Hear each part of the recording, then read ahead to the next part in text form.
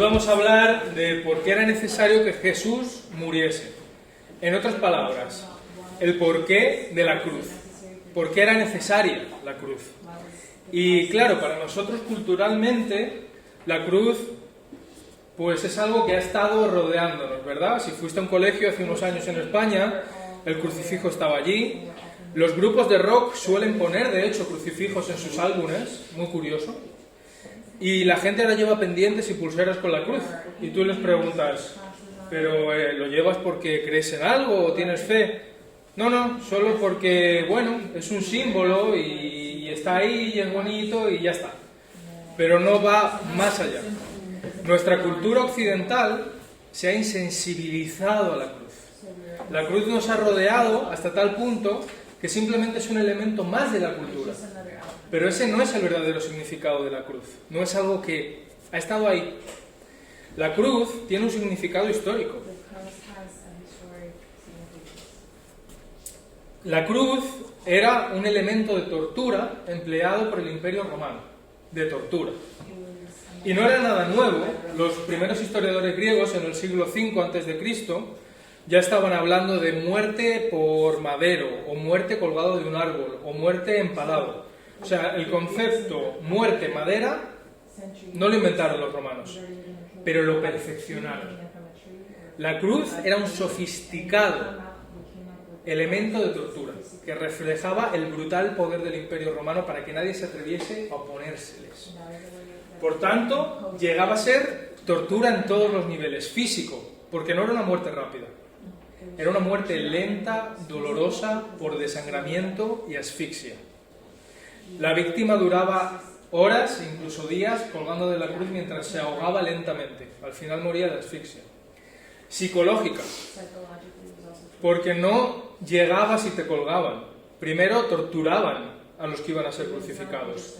Les daban palizas, se burlaban de ellos. Y sabemos que al propio Señor Jesús le obligaron a cargar su cruz.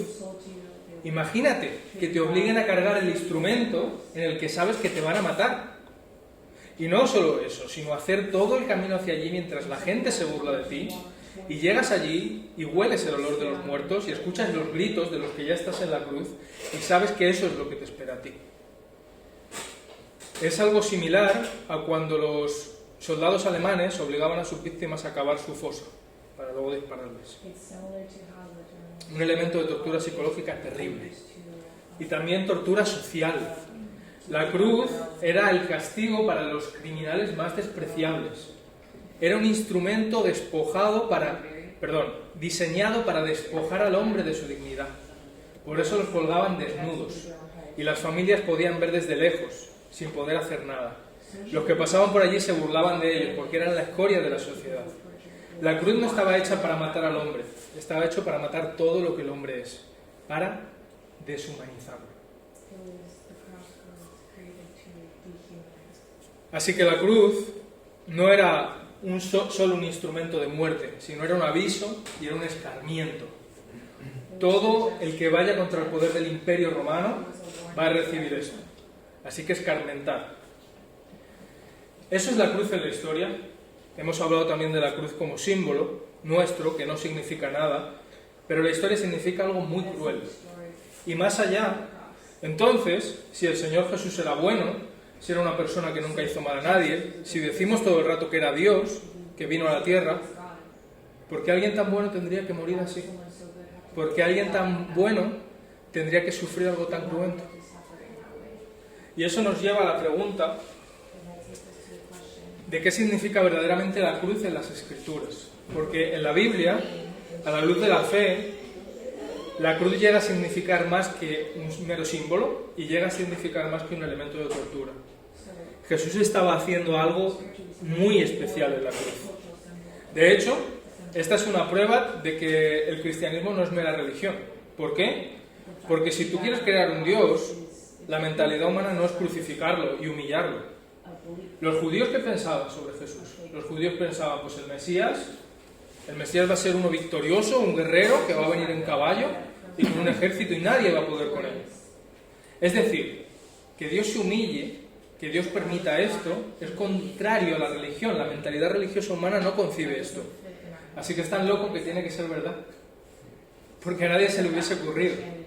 Y hay que mirar qué significa espiritualmente, y vamos a profundizar. Hoy quisiera daros simplemente algunos matices de profundizar en la cruz. ¿Qué significa la cruz? No puedo daros todo lo que significa la cruz porque no lo sé. La cruz es un misterio inagotable. Inagotable. Yo pensaba que la sabía lo básico, que Jesús estaba muriendo por mi salvación, pero al entrar en teología me doy cuenta de que no conozco la cruz como debería, y estaban pasando cosas en muchos planos, no solo lo que los ojos ven, sino lo espiritual. Y quisiera profundizar con vosotros, para poder responder a estas preguntas al final, en 3 matices de la cruz que quizá no habías oído hasta ahora, cosas que estaban pasando que quizá no habías pensado. Pero antes quiero darte un precedente. ¿Por qué era necesario que Jesús viniese a este mundo y muriese en una cruz? Bueno, Romanos 6:23 dice, porque la paga del pecado es muerte, mas la dádiva de Dios es vida eterna en Cristo Jesús. Y claro, ¿qué significa que la paga del pecado es muerte? Esto no quiere decir que Dios es como nosotros, ¿verdad? Que a veces somos un poco mezquinos. Dios no está esperando en la nube a que tú peques para mandar un rayo y matarte. No significa eso. No está hablando de una muerte literal. Está hablando de un concepto mucho más profundo. Se remonta a Adán y Eva en el Edén. Cuando la serpiente, que era el diablo, estaba tratando de engañarles, ¿qué les dijo? ¿Por qué no coméis de este fruto? Y Eva le dijo, porque Dios nos ha dicho, es que por el pie me siento, porque Dios nos ha dicho que si comemos de esto moriremos. Pero Satanás le dice, no, no moriréis. Y ellos desobedecen, deciden pecar, comen y no se mueren en el acto. Entonces, ¿Dios estaba mintiendo? No, habla de una muerte espiritual, habla de algo mucho más profundo. No es una muerte física. La paga del pecado es muerte, significa esto. Imagínate que Dios es la vida y está en un círculo, ¿no? Dios es el autor de la vida y solo hay vida en Él, porque Él es el creador. Muchas gracias. Gracias, Amalia. Entonces, todo lo que está fuera de Dios es el reino de la muerte.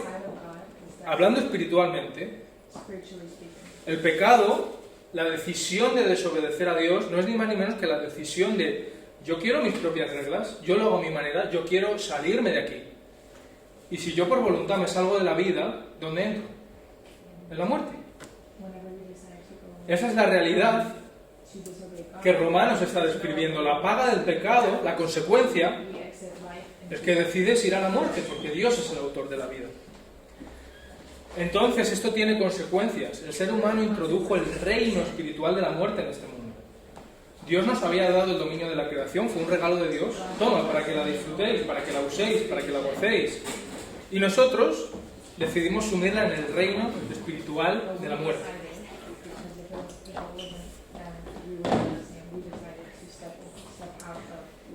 Como consecuencia, la propia creación, todo lo que vemos, se ve depravada. Es decir, cuando Dios creó el mundo no era como es ahora. No había desastres naturales. Bueno, yo no lo sé, yo no estaba allí, pero probablemente no lo sabía. La creación estaba en orden. La Biblia dice que los animales no se mataban unos a otros, sino que se respetaban a los humanos. No había enfermedades, no había virus, no estaba contaminada. Pero nosotros hemos decidido hacer esto con la tierra. Lo hemos hecho nosotros. Y por otro lado, la propia condición humana se deprava. Mira, nos gusta ser muy... qué evolucionados somos, cuánto hemos mejorado el humanismo, la historia de la humanidad, cuántos avances tecnológicos. Solo hemos perfeccionado formas mejores de matarnos. Cuando miras lo que está pasando en Ucrania, cuando miras que la trata de personas sigue en todo el mundo y nosotros hacemos la vista gorda porque mueve dinero como sociedad, entiendes que el pecado no es solo individual, el pecado es de toda la humanidad y hemos desarrollado estructuras de pecado que fomentan el pecado. Las cosas están mal hechas y queremos decir, no, mira, sí, es que... es mentira, la propia condición del hombre. Hay algo en nosotros que está irremediablemente mal, aunque no lo queremos aceptar, y necesitamos que nos salven. Y aquí entra la obra de Jesús. en esa salvación que necesitamos, porque la creación está mal, porque nosotros estamos mal, necesitamos un Salvador. Entonces, 3 cosas que Jesús estaba haciendo en la cruz.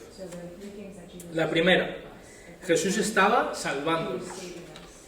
Dice Colosenses 1, del 19 al 23, por cuanto agradó al Padre que en Él habitase toda plenitud, y por medio de Él reconciliar consigo todas las cosas, así las que están en la tierra como las que están en los cielos, haciendo la paz mediante su sangre.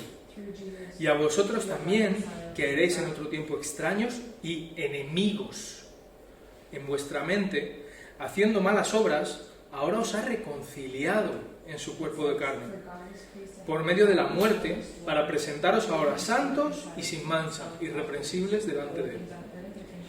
Es decir, lo primero que vemos que Jesús estaba haciendo es reconciliarnos. ¿Y esta palabra en qué nos hace pensar? Cuando hablamos de reconciliar, normalmente, pues una pelea de parejitas, ¿no? El novio y la novia que se han peleado, discuten un poco, pero luego vuelven. O el matrimonio, que se pelea, pero bueno, cosas de casa. Y luego se reconcilian. Pero no es la reconciliación de la que está hablando aquí. La reconciliación de la que está hablando aquí es entre 2 enemigos. Lo que se dice es que nosotros decidimos hacernos enemigos de Dios. Enemigos. Al decidir salir, recordáis el circulito, ¿verdad? Al decidir salir de Él, nosotros propiamente decimos, yo no quiero lo tuyo, Dios, yo quiero ir en contra de ti. Entonces nos enemistamos. Pero aún así, Jesús da su sangre en la cruz porque se haga la paz. Hace un sacrificio por la paz. Entonces estaba reconciliándonos, pero en un sentido muy fuerte. No de peleita, en un sentido de enemistad con Dios. Estamos tan mal que estamos enemistados con Dios. Así que Jesús nos estaba reconciliando. Por eso dice en Juan 14:6, yo soy el camino, la verdad y la vida. Y nadie llega al Padre si no es por mí. Jesús es el único que puede reconciliarnos. Otra cosa que Jesús estaba haciendo era sanarnos. Como parte de esta reconciliación, si os fijáis, en la última parte del pasaje, dice, para presentaros santos y sin mancha, irreprensibles delante de Él. O sea, para proveer una solución a nuestra condición malvada. Jesús quería sanarnos. Por eso dice en Primera de Pedro, 22 al 25, el cual, hablando de Jesús, no hizo pecado, ni se halló engaño en su boca, quien cuando le maldecían no respondía con maldición.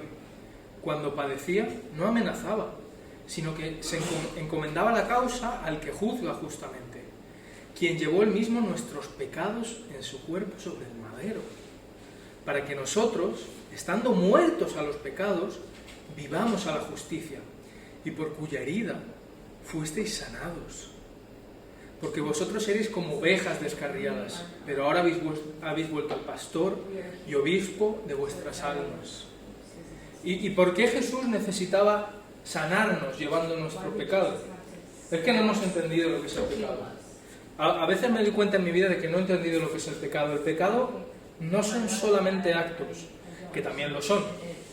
Pero el pecado no es decir una mentirijilla, eso es un síntoma.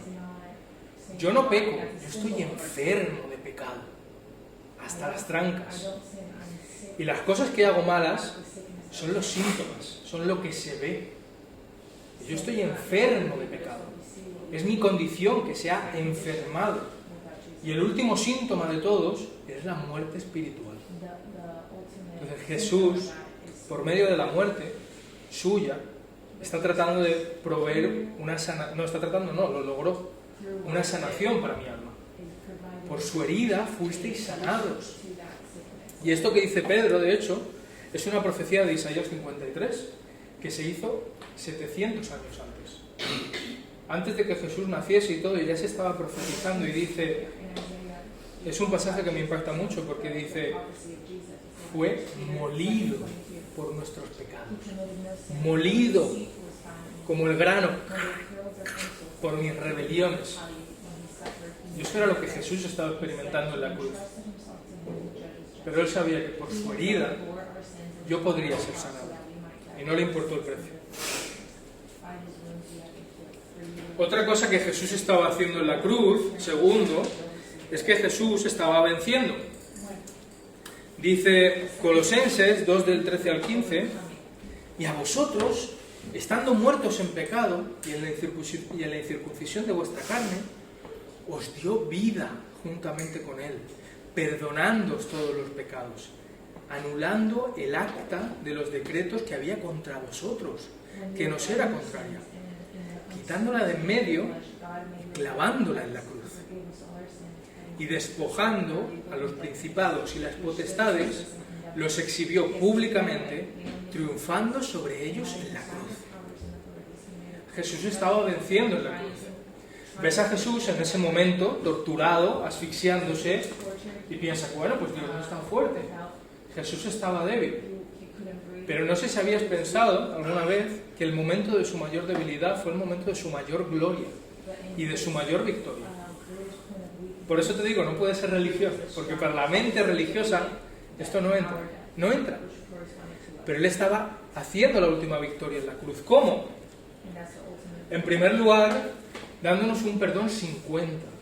Dice que estaba cogiendo el acta de los decretos que estaban en contra de nosotros, todo lo malo que habíamos hecho, y dice, bueno, estaba evaluando a ver si la pagaba o no. No dice eso. Dice, estaba anulando mediante el perdón. No es un perdón que, bueno, a ver si lo pago, a ver si me interesa. No es eso. Es un perdón sin cuenta, es un perdón inmerecido. Anula, se olvida. Isaías también describe constantemente cómo Dios perdona el pecado, diciendo, está en el fondo del mar. Por mucho que bucees, no vas a llegar. Cuando Dios te perdona, it's over. Ya está hecho, it's done. Está bajo el mar. Y en segundo lugar, recibiendo una victoria completa. Mira, dice, despojando, ¿verdad?, a los principados y potestades. ¿Qué es esto, principados y potestades? ¿Alguien sabe? Pues son espíritus malignos. Son las fuerzas de Satanás. Dice que en la cruz Jesús los estaba venciendo. ¿Por qué era necesario esto? Porque ¿quién nos engañó para entrar en el pecado y en la muerte? Satanás. Y por medio de esa ventaja, Él estaba dominándonos. ¿Sí? En la Biblia, de hecho, hay una teológicamente puede seguir las consecuencias, ¿no? El pecado hace entrar el poder espiritual de la muerte. Y mediante la muerte, ese poder espiritual, Satanás lo utiliza para doblegar al ser humano. Para sumir nuestra sociedad en la ruina. Para destruir la imagen de Dios en el hombre, para mofarse de ellos. Entonces hay una cadena, pecado, muerte, Satanás. Pablo incluso, en los libros que él escribe, dice, el aguijón de la muerte es el pecado, como si fuese un bicho, ¿no? Un bicho, la muerte es un bicho, espiritualmente hablando, su aguijón con el que pica es el pecado, y al tú pecar le das autoridad para picarte y enfermarte de pecado. Pero claro, pasa algo muy curioso, y es que Jesús nunca pecó. Entonces Jesús entrega su vida en la cruz y entra en el reino de la muerte. Y la muerte, pues, son imaginaciones mías, ¿no? Pero me la imagino muy satisfecha. Oh, el Hijo de Dios en mis dominios. Esto va a ser divertido. Pero Jesucristo nunca ha pecado. Y la muerte intenta doblegarlo. Pero no tengo nada contra Él. No tengo aguijón. No puedo picarle. Y la muerte se ve impotente. Y Jesucristo la derrota completamente. Y resucita. Nadie pensaba eso, pero Jesús vence a la muerte y resucita. Y Satanás se queda sin su mayor arma para hacernos polvo. Entonces lo que parecía una humillante derrota es la victoria completa y última de Dios. ¿Y cuál fue esa victoria? Nos dio vida juntamente con Él. Para los que ahora creen en Él y le siguen, les dio vida. Les ha librado del poder espiritual de la muerte. Tercera cosa que Jesús estaba haciendo. Jesús estaba reinando. Cuando ves a Jesús en la cruz, no te parece la imagen digna de un rey, ¿verdad? Como hemos dicho, pues no es la situación más favorable. Pero, fíjate, eso es lo que ven los ojos. Pero en lo espiritual, Jesús no estaba en una situación que se le había escapado de control y de repente le habían encadenado y lo habían matado y él estaba impotente. Jesús tenía poder para bajarse de allí, para fulminarlos a todos. Jesús incluso tenía el poder para curar sus propias heridas que se estaba desangrando, porque ¿cuánto sanó Jesús? Si él se hubiese querido sanar a él, si hubiese mirado así, se hubiese sanado. Pero él sabía que si hacía eso, no nos iba a salvar a nosotros. Entonces él estaba reinando incluso sobre sí mismo, controlándose, humillándose hasta dejarse matar. Cuando entiendes eso, qué grande es Jesús. Qué grande es Jesús. Están burlándose de ti y tienes el poder para bajarte y fulminarlos a todos. Y yo lo haría, yo lo hubiese hecho. Y él se contiene.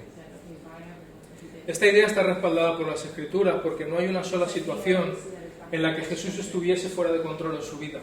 En cada situación que hubo en su vida, él reinó y él fue rey. Y no vas a ver en las Escrituras un pasaje en el cual alguien le diga algo a Jesús que no sabe responder o haya una situación que él no sabe manejar. Te reto a leer los 4 evangelios y a buscarlo. Eso no existe. Jesús en cada situación de su vida fue rey. Fíjate lo que dice la palabra. Incluso dice: desde entonces Jesucristo comenzó a declarar a sus discípulos que debía ir a Jerusalén y sufrir muchas cosas de parte de los ancianos, de los principales sacerdotes y de los escribas, y ser muerto y resucitar al tercer día. Mateo 16, 21.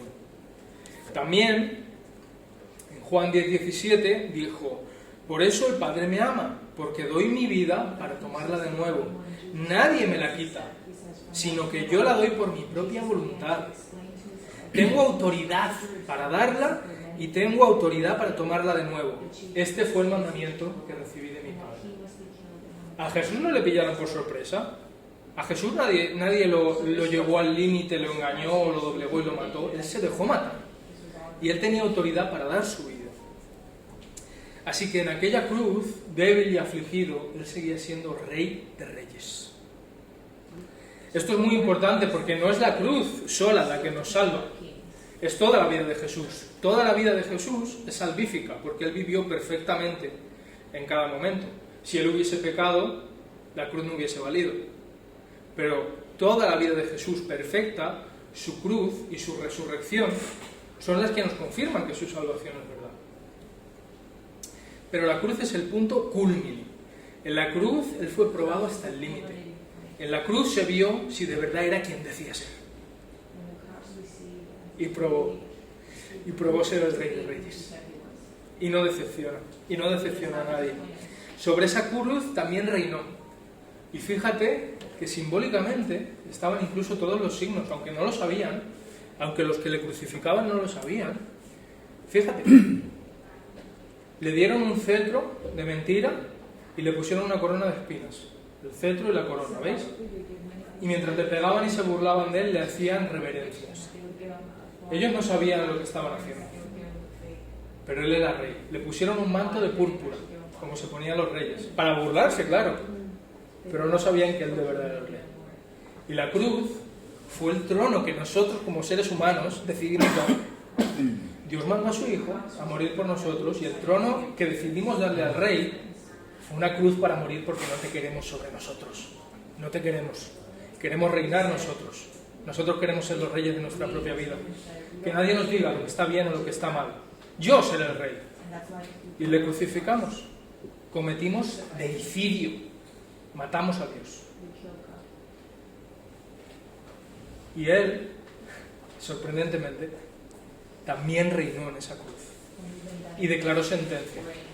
Como rey, ¿qué hace un rey? Un rey declara, un rey proclama. Entonces en la cruz, teniendo autoridad en su trono que nosotros le dimos, declaró sentencia. ¿Y cuál fue la sentencia? Padre, perdónalos, porque no saben lo que hacen. Le di lo peor que tenía, no te quiero sobre mí, Dios. Y él me perdonó. Y la sentencia que él declaró, pudiendo haberme fulminado allí mismo, fue perdón. No nos engañemos, no hay ninguna situación en absoluto en que Jesucristo no sea Rey de Reyes. De hecho, De hecho, fíjate que ¿qué vino Jesús a traer? Cuando lees los evangelios, vino a traer el reino.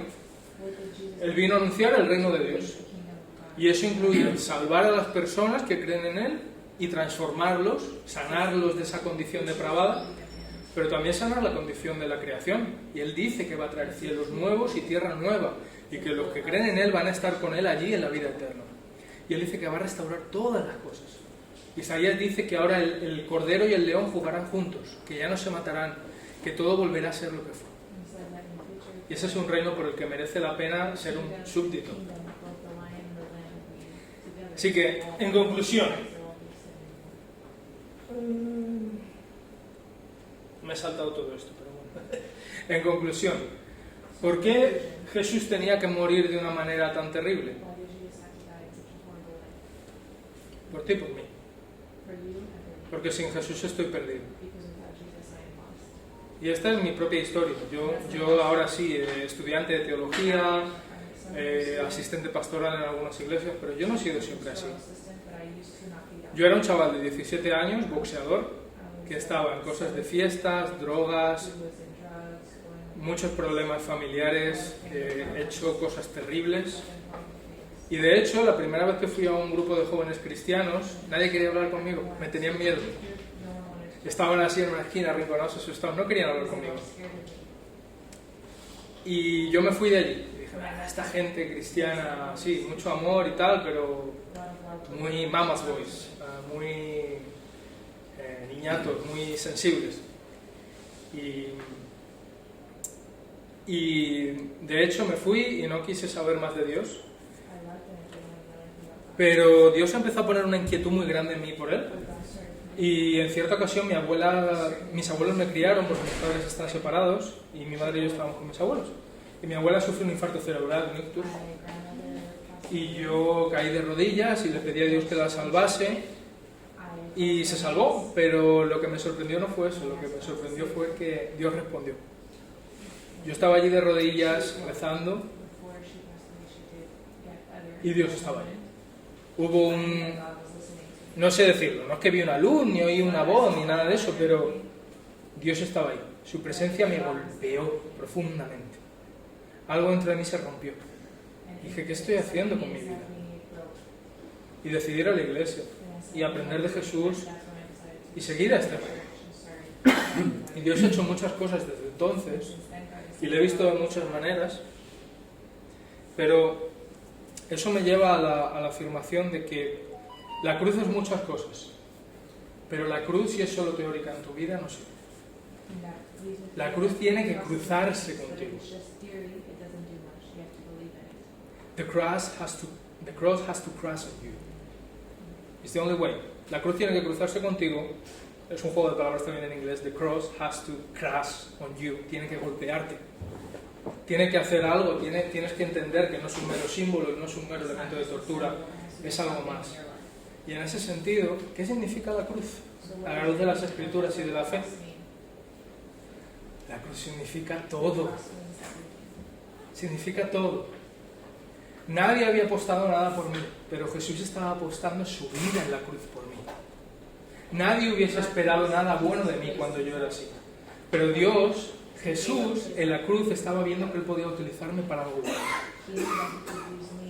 Y es lo maravilloso de la cruz, puede marcar un antes y un después en tu vida, pero tiene que cruzarse contigo. The cross has to cross on you.